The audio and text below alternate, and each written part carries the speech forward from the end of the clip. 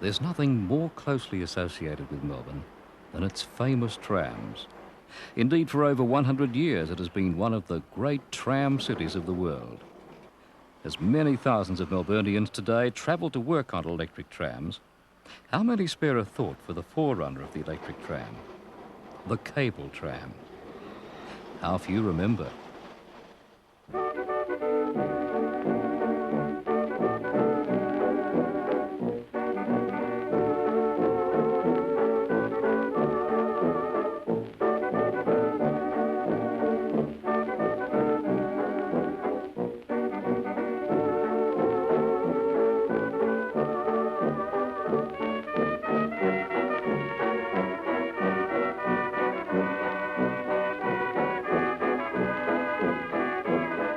As the second last decade of the 19th century dawned, new and more efficient methods of mass suburban transport were sought.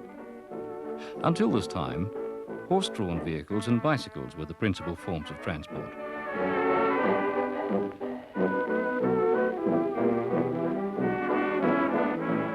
Steam-hauled railways had developed since the 1850s, but a lighter form of fixed-rail transport was needed for the streets of the cities.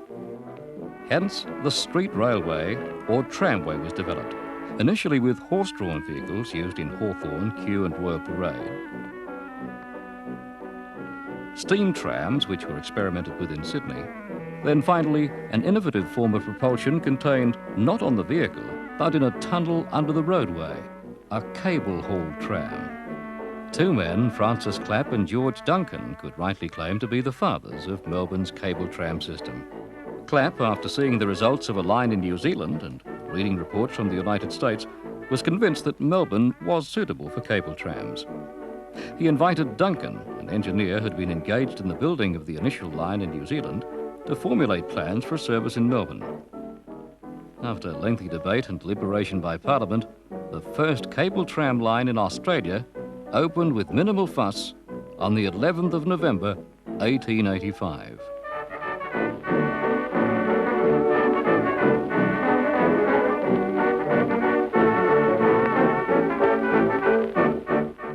By 1920, when the final extension was opened, some 17 routes were in operation with their associated engine houses, covering more than 46 miles of double track and servicing most of the inner suburbs of Melbourne.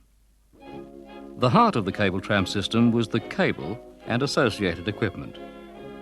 The cable for each house was first imported from England and then America in a single length sufficient to cover the entire section. Each 1-inch diameter cable had a tensile strength of 90 tons per square inch, which was strong enough to cope with all the trams operating on the route.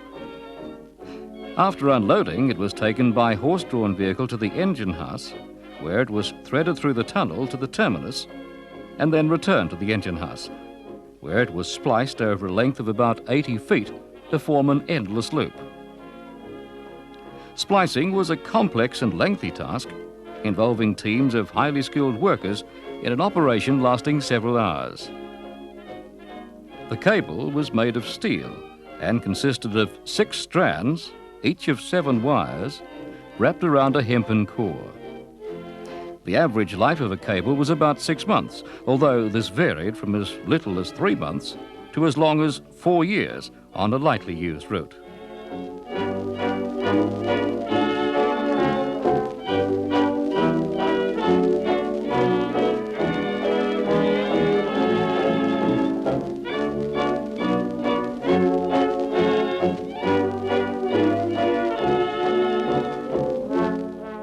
The completed splice was almost undetectable and was a tribute to the skill of the workers. The cable ran in a tunnel set midway between the rails. Underneath the streets, it hummed and rumbled over pulleys and around sheaves. To haul the endless cable through the tunnels, engine houses containing huge steam engines were strategically placed along the tram routes. Within the walls of these imposing buildings was a fascinating array of steam-driven machinery, giant wheels, pulleys, ropes and cables. Their all-important purpose was to wind the cable along the tunnels so the grip mechanism on each tram could firmly hold the cable, allowing the tram to be towed along the route. By closing and opening the jaws of the grip on the moving cable, The driver, or grip man as he was known, controlled the progress of the tram. From his own separate compartment in the centre of the leading vehicle, he used long-handled levers, operating the grip and 2 sets of brakes. The cable trams were a familiar sight on the main thoroughfares of the city in the late 1920s. The automobile was still out of reach of the average wage earner who had to rely on what was then a cheap and highly efficient form of public transport.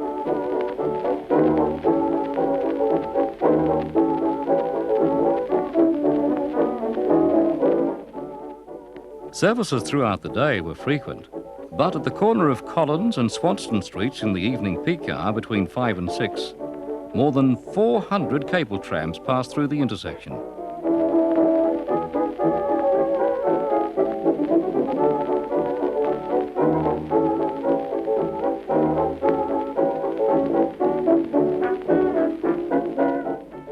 The prosperity of the 1920s was expressed in the architecture of the many large and impressive buildings in and around the city.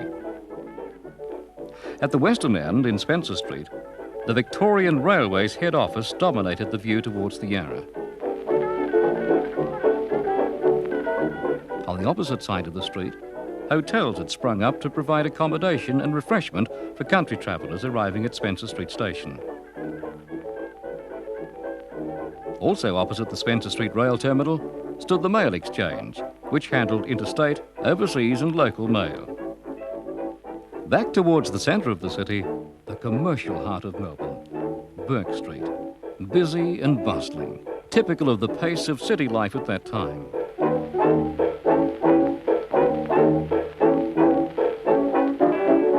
By the late 1920s, ladies' hemlines had risen to daring new heights. Men's fashions, however, were still largely conservative. Headwear seemed to be in for both sexes, much to the milliner's delight. Was there anyone in Melbourne not wearing a hat?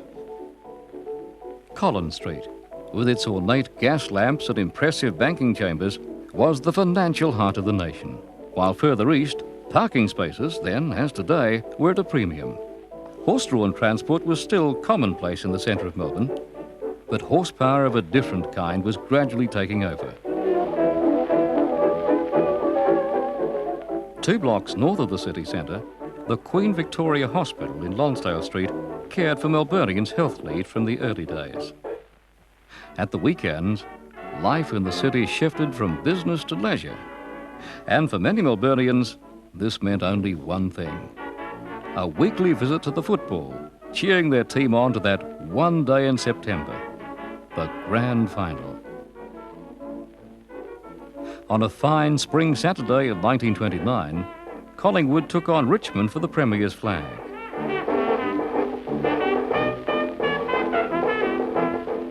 After a long and hard-fought battle, Collingwood finally emerged victors, defeating Richmond by 29 points. By the 1920s, electric tramways had begun appearing on the streets of Melbourne. Parliament had already decided to phase out the cable trams in favour of electric traction and motor buses. The first casualties in this advance in technology were the Swanston Street routes. A W2 class tram passes an almost unrecognisable entrance to the Melbourne Public Library.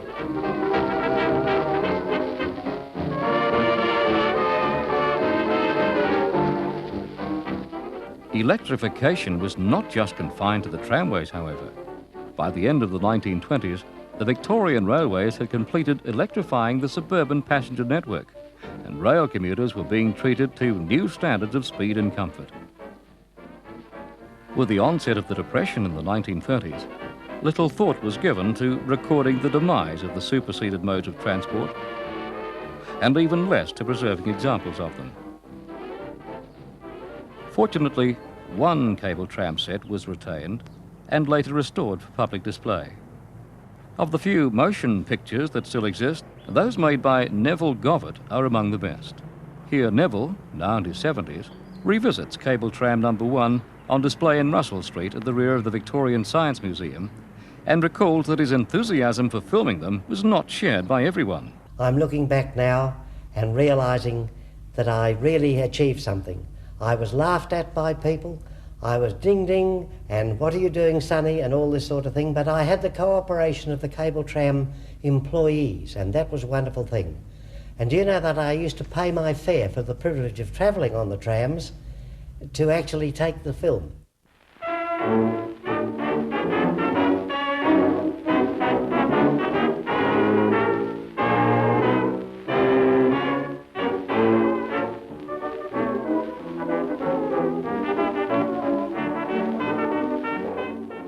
Neville's interest in the cable trams had been fostered by his elderly father. Dad was 53 years older than I, so you can understand that he had an interest in me almost as a grandson. He told me how he saw the Paran-Toorak line built. Men dug the pits by hand, and good faithful horses carried away the fill, and then he saw all the cables put in, and that was the line upon which I rode for many years. And my father was the man that inspired me to take the films of the cable trams. Box brownie pictures and all.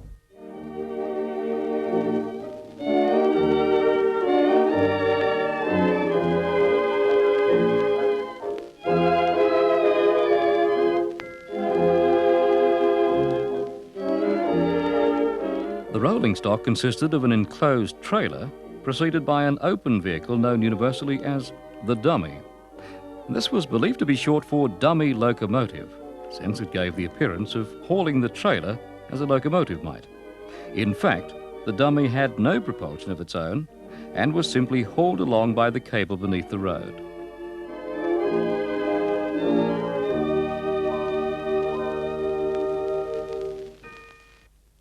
The grip man controlled the operation of the tram by levers in the dummy. To start the tram, the grip was gradually tightened on the moving cable. To stop, the grip was relaxed, allowing the cable to run freely through the partially opened jaws and the brakes applied. At times, it was necessary to completely remove the cable from the jaws of the grip mechanism, and early models relied on gravity to achieve this. At junctions and termini, this clearing of the grip was vital to prevent serious damage to the cable. Later model grips improved on the release of the cable by forcing it from the jaws. This had to operate unfailingly when required. From the tunnel under the road, the operation of the grip can be clearly seen.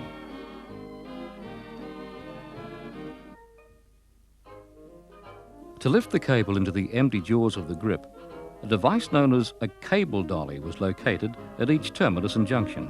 The conductor pulled a cord, lifting the cable dolly, in turn directing the cable into the grip. The dolly was counterbalanced to overcome the weight of the moving cable. Another common way of picking up the cable used a slight track deviation, which virtually directed the open jaws onto the cable. While these methods provided for most occasions, there were times when the cable had to be dropped at locations where it could not be readily retrieved. Neville explains how this was overcome. Well, that presented a slight problem. They seem to have an answer to every one. If he missed picking up a cable, then there would have to be probably a long report put in as to why he missed picking it up, but of course people would get in the way, an accident or something like that would occur. Then the normal procedure was to push the tram around the corner or to the nearest level piece of ground and let it glide slowly to the first pickup point, which was indicated by 2 white marble marks. That was pickup. 3 meant throw. 2 were to pick up. 1 was, that's where he should stop the front of the dummy. Now, they always tried to do that. However, they did carry a hook and they would go out underneath into the slot and then they would, with sheer manpower, pick it up. It was a very, very hard job, but they would pick it up and they would ease it in. On the other hand, another system was that the tram coming at the rear, who probably had the cable and had not lost his cable, they would just ease it into the crossbar at the back and they would push very, very carefully until he was in a position, the tram that had lost the cable, to pick it up again. And then it would be all right, a wave and away. One of the busiest cable tram routes ran the length of Bourke Street, past Parliament House, and served two of Melbourne's northern suburbs. At the junction of the two routes outside the exhibition buildings, Nicholson Street trams had to stop and change the points to continue their journey towards North Fitzroy.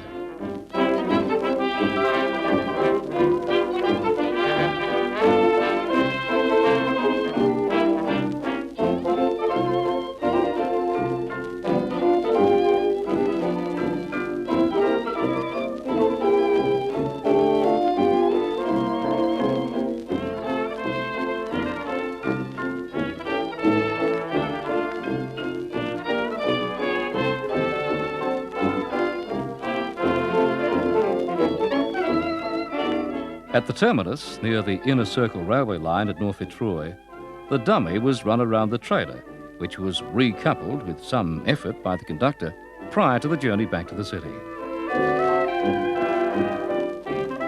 The other route which travelled along Bourke Street was the Northcote line.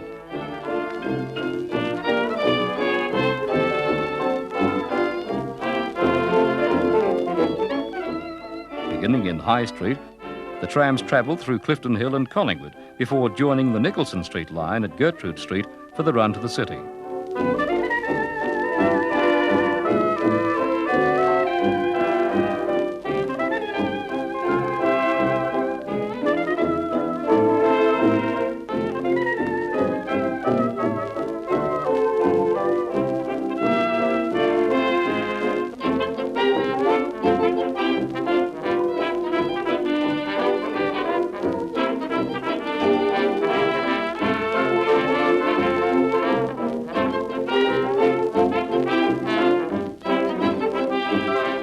Bourke Street, overlooked by Victoria's imposing Parliament House, traversed the retailing and entertainment heart of the city.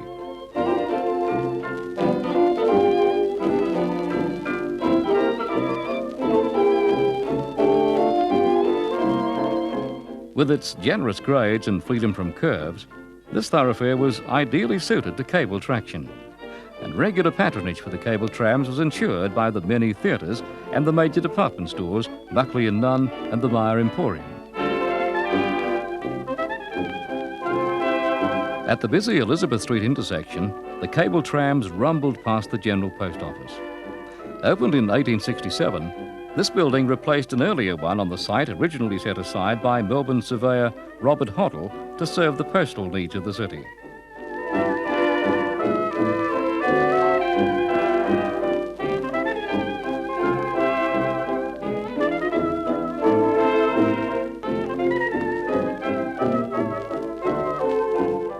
Further west, the line climbed towards Queen Street, from where views back east through the city were unsurpassed.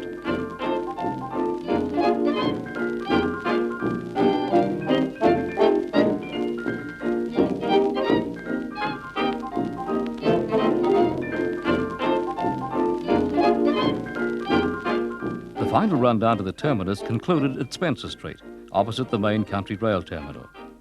As the traveller hurried across the road to catch his train, the conductor and grip man set about shunting the dummy and trailer once again to prepare for their return journey back through the city, and the cable picked up for the run eastwards.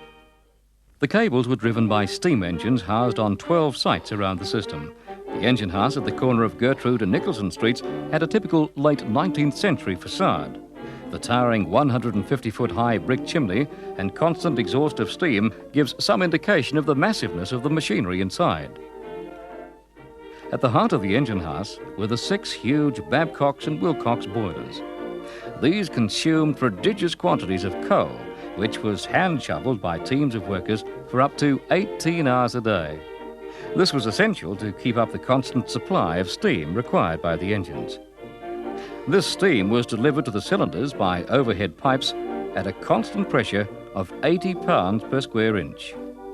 The engine, with its 24-inch bore and 48-inch stroke, like most of the equipment in the engine houses, was manufactured locally to precision standards. Constant driving speed was necessary for the smooth operation of the system, and this was regulated by a standard type of centrifugal governor, which maintained the engine speed of 80 revs per minute. Reliability of the equipment was kept at a peak by the highly skilled staff whose pride and dedication became a trademark of the Melbourne cable tram system.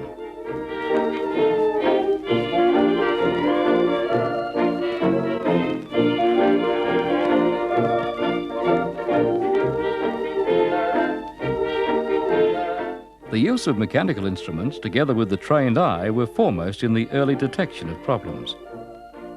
For the final cable drive, the engine speed was reduced to 27 revs per minute by giant rope-driven pulleys. Underneath the roadway, outside the building, was a labyrinth of tunnels and cableways. It was from here that the cable was directed by a system of pulleys to a large angled sheave, and then into the engine house. En route, it passed through a metal eye which detected any broken strands. This in turn activated an electric alarm bell and registered on a display board. The cable then travelled round the 22-foot diameter driving wheel and onto an inspection race. It was here that one of the most important, though least exciting jobs took place, that of visually inspecting the moving cable for any sign of damage. The position of the splice was monitored by a location disc on which could also be marked any minor damage for later repair. Constant tension had to be maintained on the cable at all times, as its length varied from day to day according to load, temperature and aging. To achieve this, a counterweighted tensioning carriage automatically adjusted minor changes in the length of the cable. Before leaving the engine house, it passed beneath a lubricating tap and on through the jaws of an open clamp, which, during shutdown of the system for maintenance or repairs, was closed to firmly hold the stationary cable.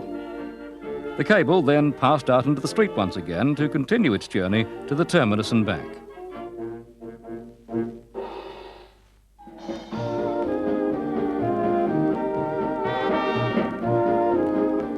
The Collingwood line entered the city from the north by way of Lygon and Russell Streets.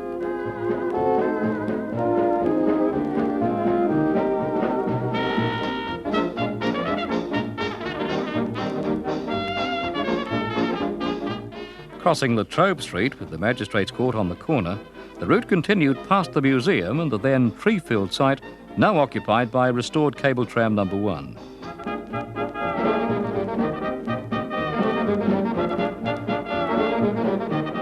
At the bottom of the hill, the cable was released and the tram free-wheeled around the corner into Lonsdale Street. The impressive brick building is the Queen Victoria Hospital, which closed in 1987. Originally opened as the Melbourne Public Hospital in 1848, records show a somewhat shaky beginning when, in its first year of operation, nearly 1/3 of its patients died.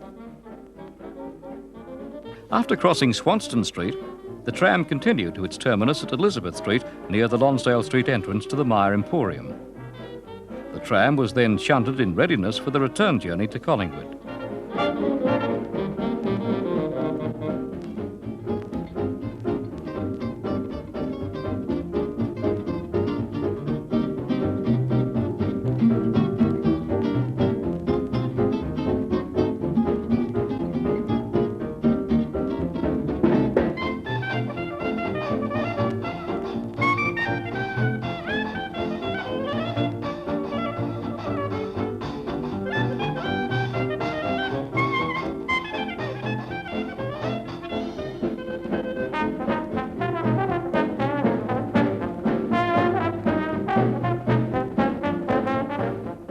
Approaching the crest of the hill in Russell Street and still less than a mile from the centre of the city, the tram passed the ivy-covered Old Melbourne Jail, where bushranger Ned Kelly was hanged. Opened in 1854, it's now a penal museum. In 1934, the worst of the Depression was over, and Melbourne slowly returned to some prosperity, with a rash of new buildings springing up to change the city's skyline. To the city's south, the Shrine of Remembrance, built in 1929 to honour the soldiers who fell in the First World War, commanded respect from its prominent position on St Kilda Road. Nearby, horse riding was a popular pastime on the Tan around the outskirts of the Botanic Gardens. Within easy walking distance of the city, these gardens, with more than 80 acres of lawns, gardens and ornamental lakes, are considered among the most beautiful in the world.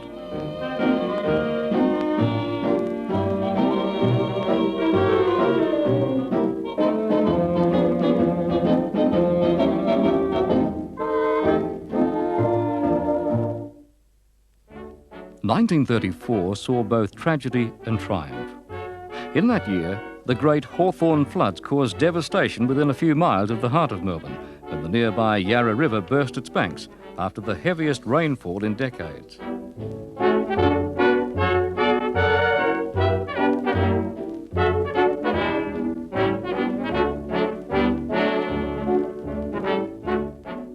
With acres of parkland covered in a raging torrent and buildings half submerged in the muddy water, the main form of transport became the boat or canoe, much to the delight of local children taking a day off school. For those without the genuine article, a piece of roofing iron, folded in the middle and nailed to a piece of wood at each end, provided an excellent substitute. Even the trip home from the pub seemed more difficult than usual. The floats of another kind, as Melbourne celebrated its centenary. The population was out in force to see one of the biggest processions in the city's history, depicting various aspects of its development. As well as the beautifully decorated floats, caricatures of popular stage and screen personalities of the day were also part of the parade. A similar float procession is still held in Melbourne as part of the annual Moomba festivities. A highlight of the 1934 parade was the visit of England's famous Grenadier Guards.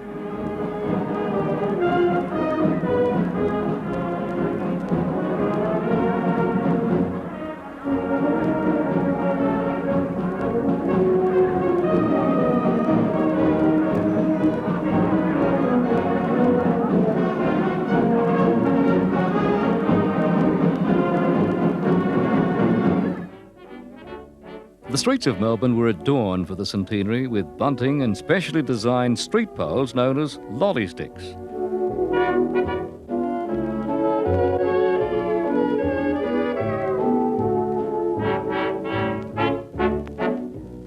In contrast to busy Swanston Street, a quieter day in Burke Street saw a lightly loaded tram trundling past more of these unusual poles.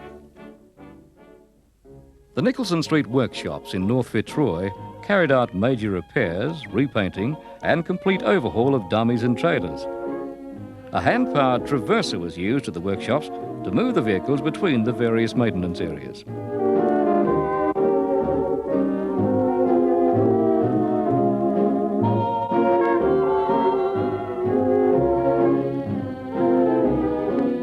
An inspection pit, which all trams passed over before starting their day's operation, was used to routinely check brakes and wheels. As well, a turntable enabled the vehicles to be turned regularly to even the weathering of the paintwork and wear on the wheels.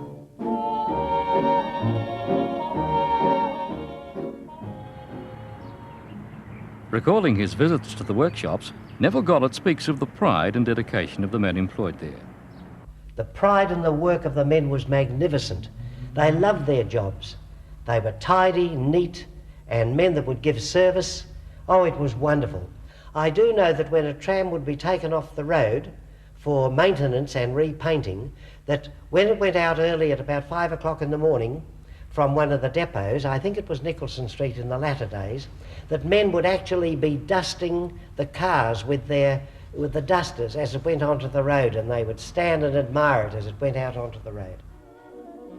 To enter service for the day, the trams were towed from the depot, and once on the road, the raised grip was lowered by block and tackle through trapdoors in the road to the cable below.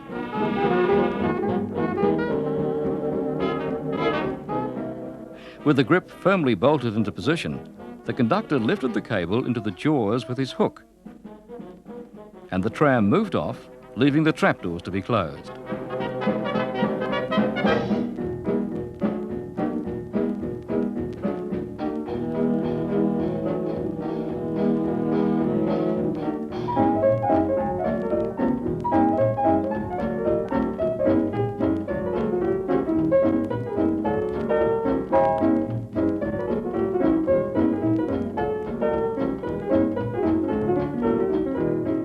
From 1921, paper tickets known as flimsies were issued in return for fares paid. Up until this time, however, the bell punch fare collection system had been used. The conductor had different fare value strips attached to his jacket. On payment of a fare, he used his bell punch to nip the appropriate strip. At the same time, a bell rang advising the passenger the fare had been registered. At the completion of his shift, the conductor's punch was unlocked and the paper punch-outs were counted and checked with the dial reading, the tickets and the cash. This ensured that all fares had been accounted for.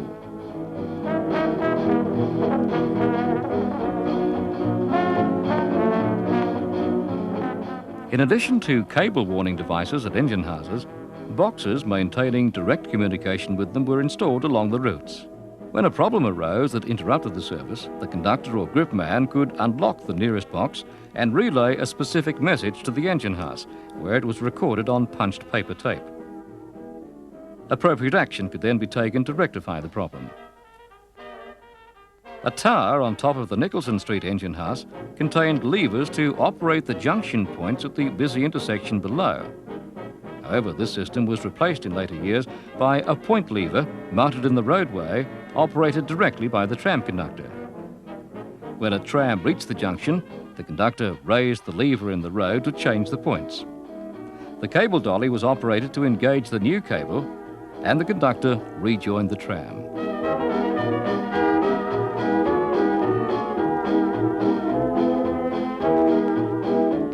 At certain points along the routes, illuminated signs or white marble strips in the roadway advised the gripman where to release the cable.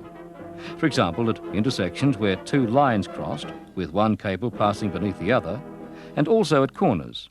When the tram came to a curve, the general idea was to save wear and tear on the cable, and this was instigated by a Mr. Duncan, who was the marvellous engineer that installed the trams for Melbourne.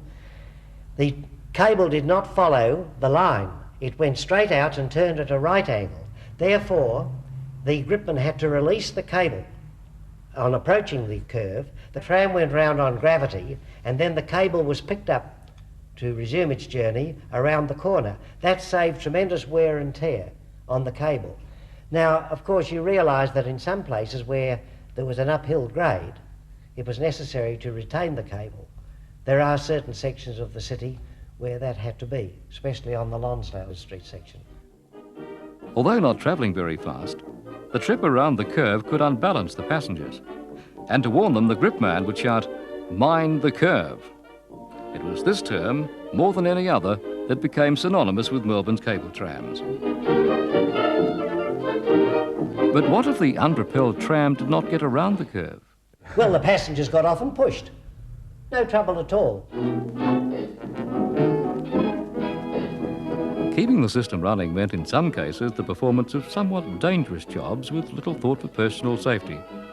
This included inspecting and greasing the whirring pulleys which carried the cable from tiny manholes in the middle of the street.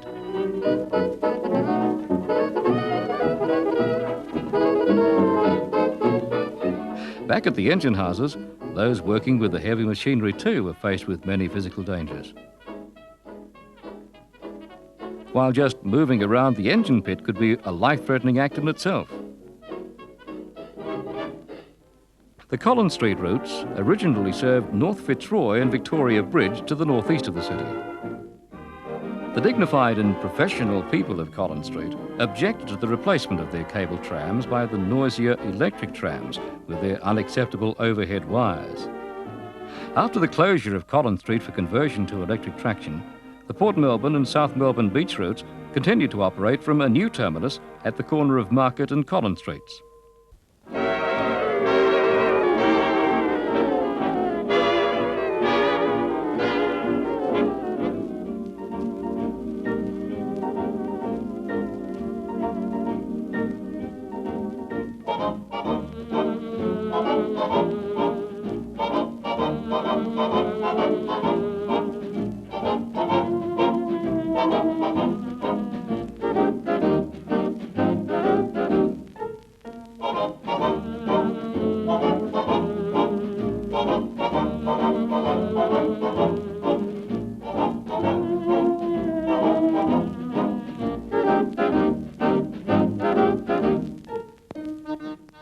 The route south from the city went under the 4-track railway viaduct at Flinders Street, where electric trains had been operating in the suburban area since soon after World War I. Once over the Yarra River and under the Port Melbourne and St Kilda railway lines, the two routes separated at City Road. The South Melbourne Beach line ascended the slight rise in Clarendon Street, then continued the rest of its journey on relatively level roads to the beach.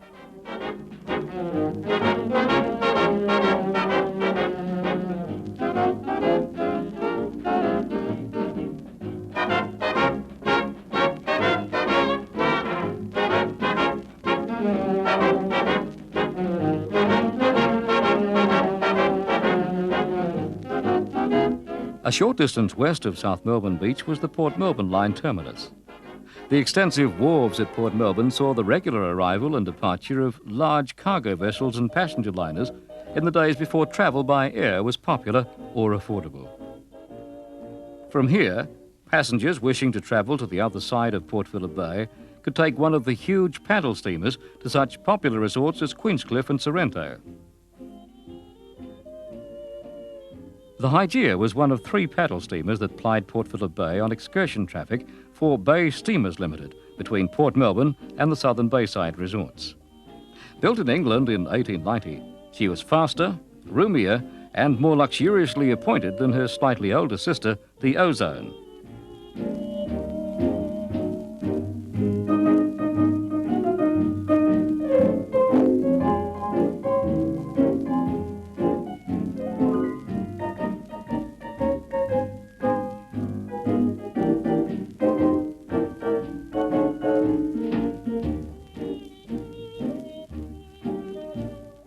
Although the pleasure trips reached their peak in 1910, the company took delivery of the PS Waroona, the last vessel built for the Port Phillip Bay run.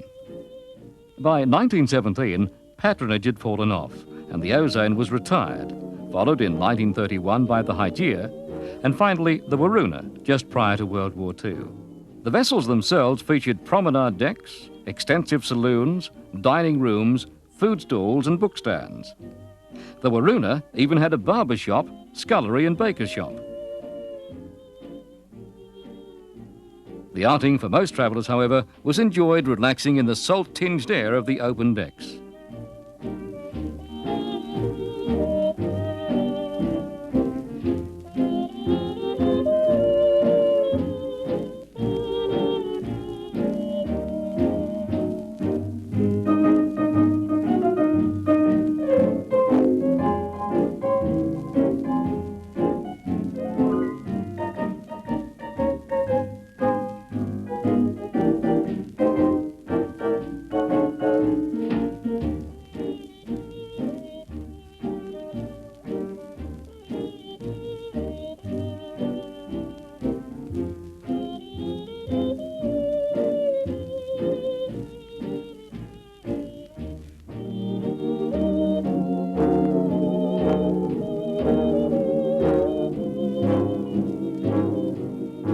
The Port Melbourne railway station stood adjacent to the bridge beyond the cable tram terminus. The railway line from the port to the city opened in 1854 and was the first steam-operated train line in Australasia. As with the cable trams, it also has passed into history. It was closed in 1987 and converted to a light railway or tramway, joining the existing electric tram system.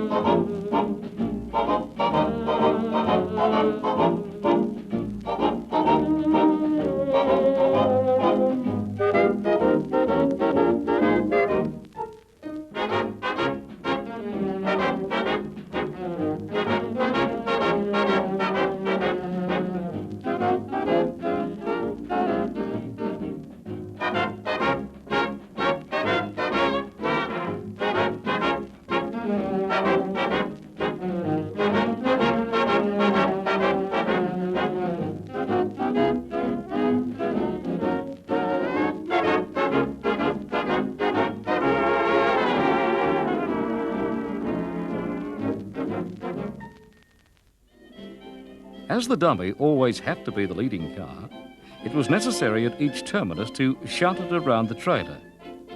When the terminus was located on a favourable gradient, gravity was skillfully employed to do the work.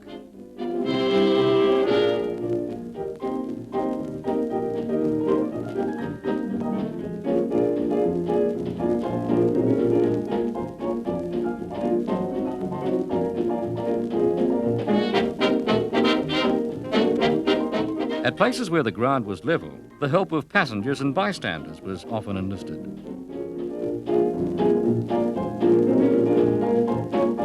In Elizabeth Street, the heavy bogie trailers required special attention.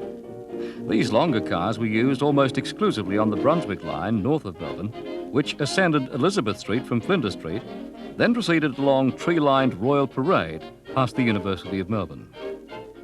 The small number of curves meant these longer, higher capacity trailers could be used on this route. The extra weight of these vehicles taxed the workhorse at the depot to its limits.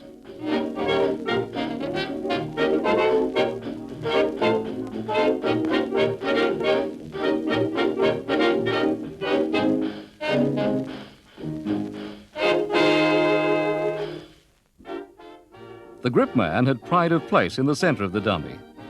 Exposed to the elements in the relative openness of this vehicle, he was responsible for the safe carriage of the passengers and smooth operation of the tram. Neville Gobbett again. Well, he stood in this compartment which was strictly his. No way in the world anybody was allowed in it, nor to stand in the front. The signal was to start the tram, 2 rings. He would release both brakes and then he would push it forward. And then you might be a horse walking along the line.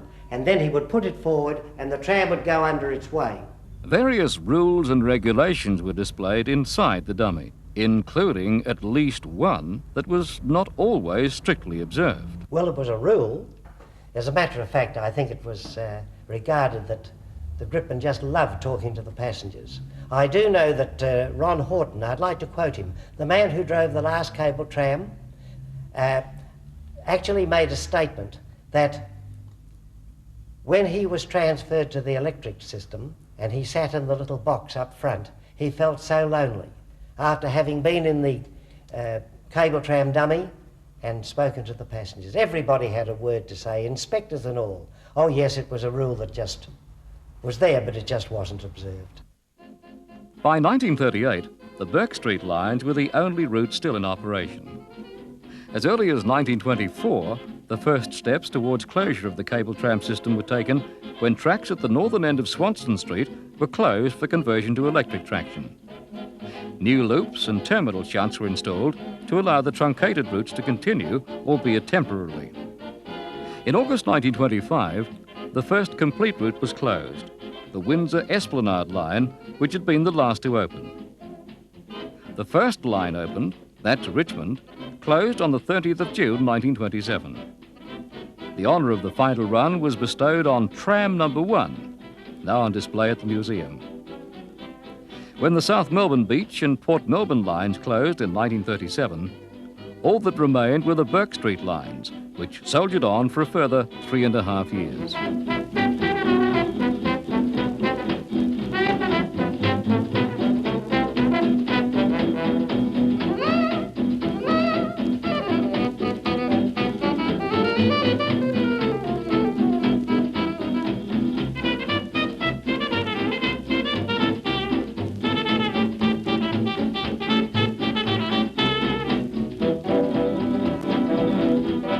At Spring Street, all on board, including the cameraman, had some trouble holding on as the tram negotiated the curve.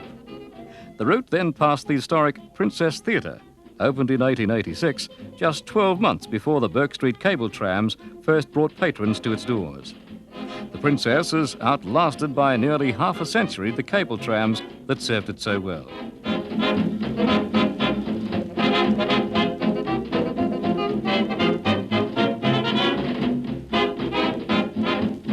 Northcote-bound trams left Nicholson Street at the Exhibition Buildings and Melbourne Aquarium, turning east into Gertrude Street, and passing the engine house that powered their cable.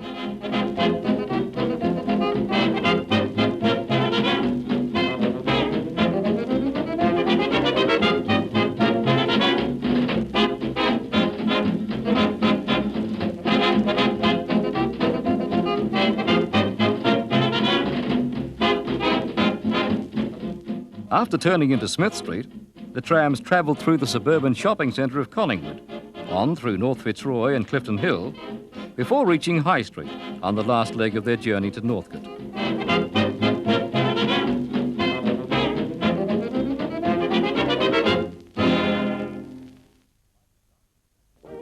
By the start of the Second World War, the electric tram had almost completely replaced the cable tram as street rail transport in Melbourne.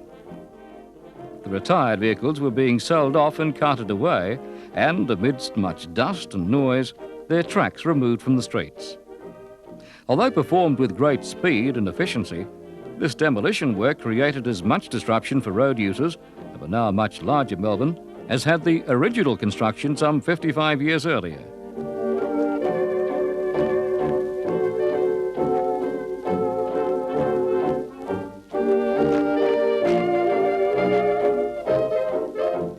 The W-class electric tram soon became a common sight in the streets of Melbourne, and the cable trams were quickly forgotten as attention focused on events unfolding half a world away in Europe.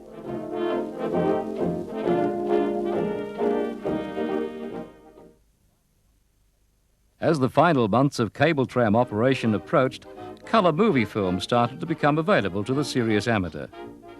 Richard Bull took the opportunity to combine this rare colour film of his family with a cable tram ride on the Northcote line just prior to its closure.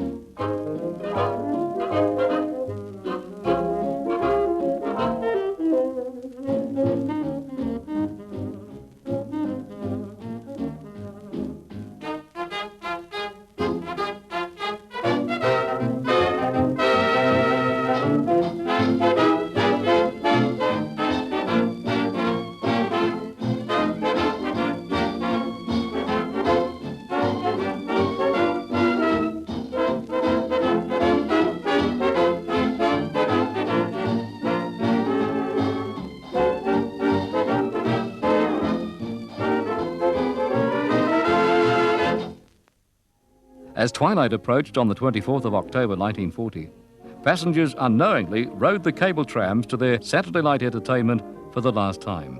Later in the evening, to their surprise, they had to ride home in double-decker buses, which had replaced the trams from 9 p.m.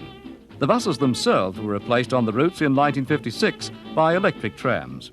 On the Monday following the cable tram closure, the press paid it little attention, with the Argus giving one column on page 2 and the Age a slightly more detailed coverage on page 8.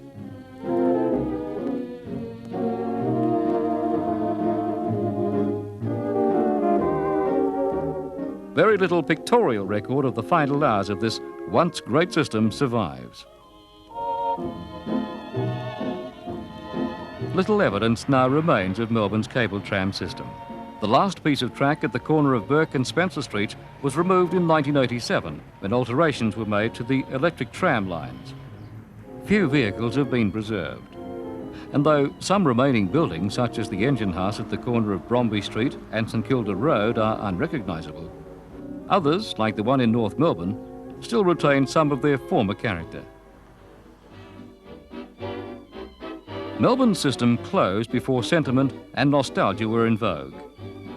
This, coupled with World War II, put paid to any preservation schemes. That the system is fondly remembered today bears tribute to the dedication of the tram crews and the men in the engine houses, whose pride and skills were then just an accepted part of their everyday work.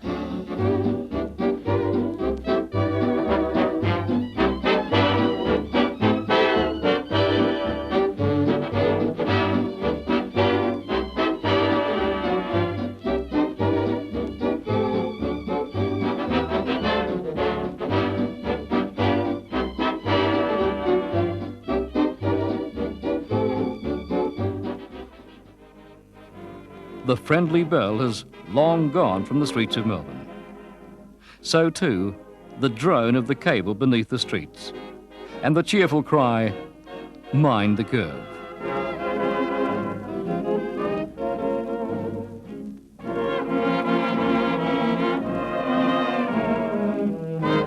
All that now remains of this once great system are a few aging relics and some fading memories from a time when Melburnians were commuting by cable.